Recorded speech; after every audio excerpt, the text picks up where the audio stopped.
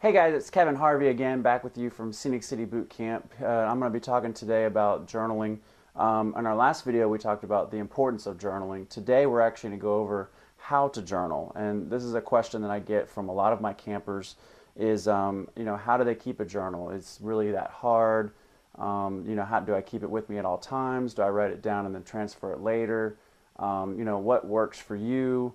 And all those types of things. So what we're going to do today is we're going to go over this right here, the nutritional journal, and then I'm also going to go over some meal options that we give in our nutritional seminar. So I have some good news about journaling and some bad news about journaling. Which one do you want first? All right, I'll give you the good news.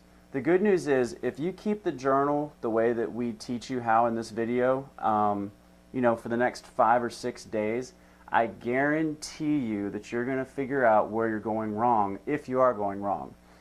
If you're not losing the kind of weight that you want, if you're not, the pounds aren't coming down on the scale, this is probably where you're going wrong, and because this is 97% of the time where most people are going wrong is their nutrition. And the other reason I know that is because every time that I try and lose weight or get back in shape or those kind of things, when I keep my journal, I usually get the results that I want. Usually if I'm not keeping a journal, I'm just kind of hit or miss.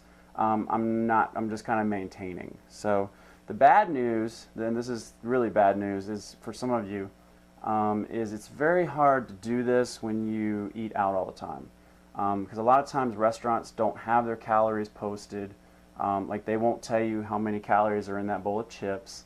But what you can do if you are somebody that needs to eat out is when we use the calorieking.com today, it gives you an average of how many, like a handful of chips is, or an average of how much a cup of rice is, that kind of thing. So, if you are somebody that needs to eat out, then that's what I would recommend is, kind of jotting down what you're eating and then going home later that night and figuring out exactly how many calories you did take in. But for the most part, for the next 4 or 5 days, if you can plan your meals ahead and maybe even make them at home, if you make them at home, you know exactly what went into your food. When you're eating out at restaurants, a lot of times we have no idea what's going into our food. What I thought I would do is we're going to go over some meal options that we give out every month in our nutritional seminar. And we have 5 breakfasts, 5 different lunches, and 5 different dinners that we recommend you can either eat to a T, or that you can eat the same types of foods the way that we have it, like the consistency and everything. So for instance, like every single meal has to have a protein in it. That's one thing we're big on, is protein. So protein must be in every single meal, whether it's a snack, if you're calling it a snack, or an actual meal. Carbohydrate probably needs to be in there. And then we also need to get some fat in there. You don't want to go no fat at all. You'd want to go at least, maybe low fat. But really, I think we as Americans need more fat. A lot of times we've all been on that low fat bandwagon. So we just recommend in boot camp a balanced nutrition of proteins, fats, and carbohydrates in every single meal. Those breakfasts, one of those lunches, and one of those dinners. And then I'll figure exactly how many calories, how much protein, how much fat, how much carbs, and then of course sugar and sodium. Okay? Alright guys, so here we go. This is our meal options that we have, that we give out to our nutritional seminar. What we're going to do today is we're going to pick this one right here, which you may not be able to see it, but it basically says 4 egg whites, 1 egg yolk scrambled with green and red bell peppers, mushrooms, onions, a sprinkle of cheese, and then whole wheat toast slices, or you could use like a whole wheat tortilla. Alright, then we're going to go down here. This is the lunch that we're going to choose. Let's see. Let's do this one, which is the chicken breast, the grilled veggies, the sweet potato, and water.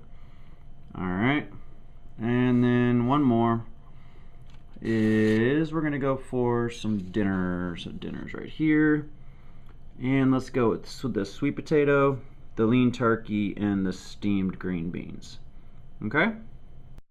Okay, so we got our meal options, and I've added them to the journal here. I'll show you. I'll stand up real fast and show you.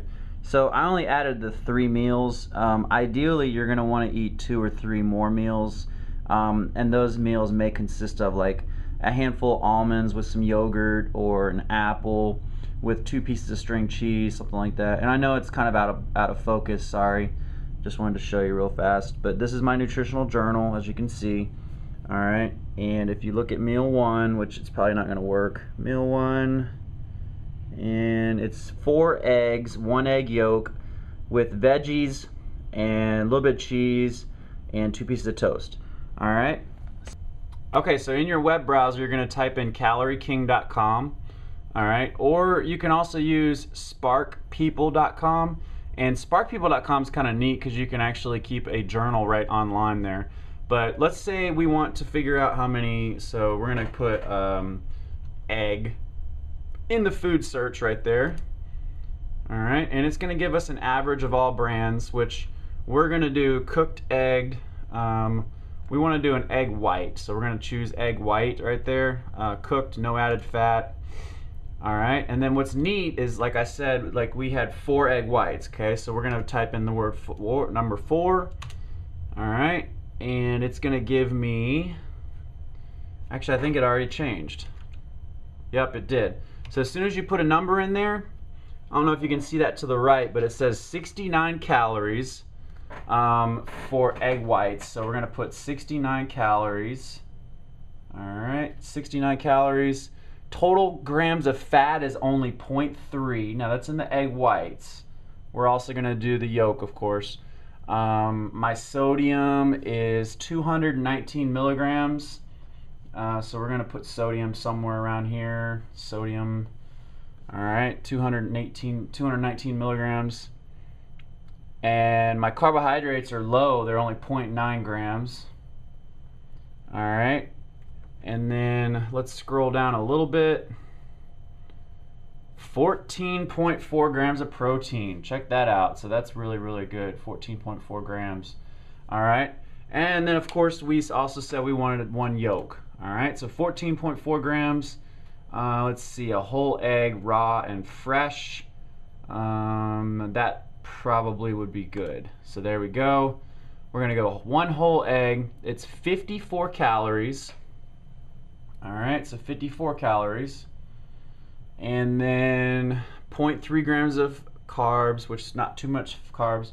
Now in a whole egg, look, it says 3.7 grams of fat, all right? And then down here, it says 4.7 grams of protein. All right, so just in those eggs alone, you have almost 20 grams of protein right there, so that's gonna be a really good meal. As far as veggies, I don't really count veggies. Veggies, I think, are free. That's how we deal with the veggies. It's basically a free food. You can eat as many veggies as you want. Vegetables like green peppers and onions and mushrooms and those kind of things. The cheese, I mean, if you're just doing a little pinch, I wouldn't really count that either. It can't be that much. So let's go back to the database and type in slice like whole wheat bread. Let's see what comes up. And again, this is going to be average. Now you have Pepperidge Farm, you have Nature's Own. Probably, you know, I would say most people are doing Nature's Own. So let's go Nature's Own whole wheat, 100% whole wheat. Okay, so 1 slice is 60 calories. So you can either choose to do 1 slice. I usually do 2 slices. So we're going to say 120 calories for that, for me. All right, only 1 gram of fat. That's not really even one to be written down. We got 11 grams of carbs.